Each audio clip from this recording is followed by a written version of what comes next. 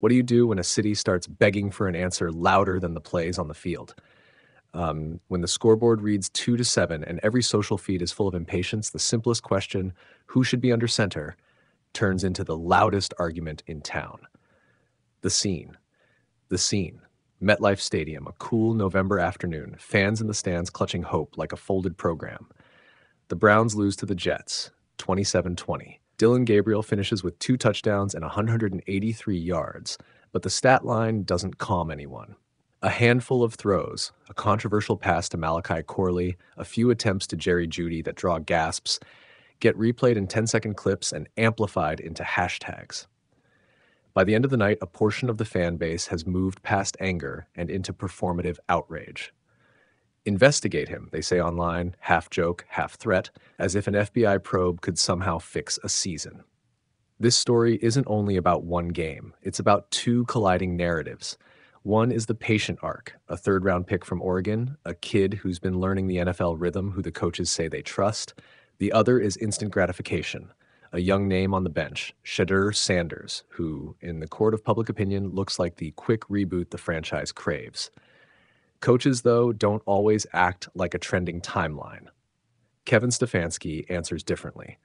After the loss, he says, plainly, they will stick with Dillon. That's a decision with consequences. It's a vote for process at a time when patience is short and the season feels like it's slipping. Let's be honest about why the fans are loud. Football is impatient by nature. Short weeks, shorter windows, and the sense that one choice can recalibrate a year. When a team stumbles to 2-7, the online crowd edits together every misstep and stitches them into a single narrative. If you don't replace the quarterback, you are choosing failure. That energy is real and emotional and sometimes useful. It jolts front offices, it forces conversations. But it also has a hunger for spectacle. Shedeur Sanders represents that spectacle. Pedigree, potential, a new headline. Putting him in would be dramatic. It might electrify a locker room. Or it might accelerate the breakdown of the entire structure that relies on timing, protection, and practice reps. So what are coaches weighing when they choose continuity over change? It's not a refusal to act, it's a calculation. Quarterbacks are not isolated chess pieces you can swap without consequence. The offensive line's timing, receivers' routes, the cadence the quarterback uses, they are all interlinked. You don't insert a player midstream and expect chemistry to arrive like a telegram. You risk turning one problem into many. Stefanski has a young player he believes is learning and improving. If he thinks Gabriel will grow into the role, he's betting on a longer arc, perhaps the only reasonable bet for a team not ready to blow the whole thing up mid-season. But that doesn't make the fans wrong to be worried.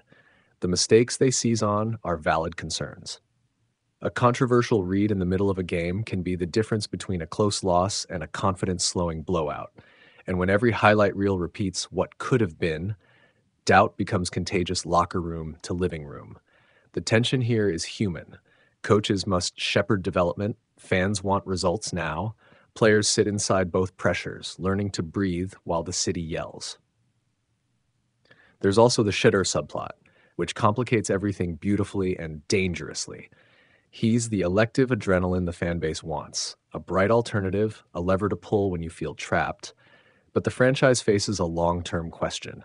Do you test a rookie in live fire because the crowd demands it, or do you create a controlled introduction that gives him the best chance to succeed? The best coaches usually pick the latter. The smartest front offices treat quarterbacks like futures to be engineered, not impulses to be gratified. If you listen closer than the hashtags, you hear another quieter part of the game, the team's anatomy. Problems aren't always quarterback-shaped. Offensive line breakdowns, miscommunications in the route tree, schematic flaws and drops, they all dress up like quarterback failures. Fixes can require film rooms, practice plans, and sometimes roster moves that take money and time. The compassion that gets lost in anger is this. The young player under scrutiny is also a person, subject to both the unforgiving microscope of sports and the everyday calculus of learning a position that eats mistakes for breakfast. So what's the path forward? Here's a practical script the team could follow without giving the internet the permanent satisfaction of a single headline move. Keep Gabriel as the starter. Yes, but accelerate Shedeur's involvement in low-risk, high-learning situations. Specific packages, scripted 2-minute drives, series late in blowout games. Use practice reps that mimic the pressure moments he'll face. Send the message that development is the strategy, but also set clear performance checkpoints. If it's still not moving the needle, you pivot, transparently and with a plan. That approach balances the coach's duty to develop talent with the fans' hunger for progress. Ultimately, this drama is less about who starts next Sunday and more about what kind of franchise Cleveland wants to be. Are they going to swing in response to the public wind or build patiently through young talent and structural fixes? Both paths have risks. One is immediate spectacle with possible chaos. The other is steadier but slower and can look like cowardice when the headlines come fast. There's a human truth that sits in the middle of all this. Sports are one part entertainment and one part apprenticeship. The crowd can cry for miracles, and sometimes miracles happen.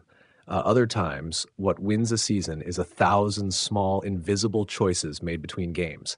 Who gets extra film study, who stays late at practice, who receives a quiet call from a veteran saying, "I've been where you are. Keep your head down." The loudest voice is not always the wisest one. When the next whistle blows, watch what matters. How the team breathes around its quarterback, whether reads get cleaner, whether drops become catches. Watch whether the franchise builds processes that outlast the outrage. Dillon Gabriel will keep wearing the uniform. Shedeur Sanders will keep waiting in the wings. The real drama isn't a single substitution on Sunday. It's whether Cleveland decides to solve this as a city of hot takes or as a team that builds something steadier beneath the noise. And if you need a single picture to carry this week, imagine a practice field at dawn, a quarterback alone with a coach, working throws while the city sleeps. That image is quieter than a trending video and harsher too. It's where careers either harden or fray, and where the next chapter of the Browns will be written one rep at a time. You said no timeline headings, no labels, just the script. Here's an 8-minute YouTube-ready script in American English, camera-ready, with the 5 most important facts sourced in line. You ever watch a sports meltdown and feel like you're watching a soap opera with better uniforms? Welcome to Cleveland, where the quarterback question isn't a status update, it's a public relations crisis. Sunday at MetLife was supposed to be a reset. The Browns came off a bye and marched into a Jets team that, on paper, looked beatable. Instead, they left with a 27-20 loss, a locker room that looks rattled, and a social feed full of fans demanding answers, including, bizarrely, calls for an FBI investigation into rookie quarterback Dillon Gabriel. Let's unpack how it got this weird, what's actually true, and what Cleveland needs to do next. Sportsnaut, start with the facts. The Browns fell 27-20 to the New York Jets.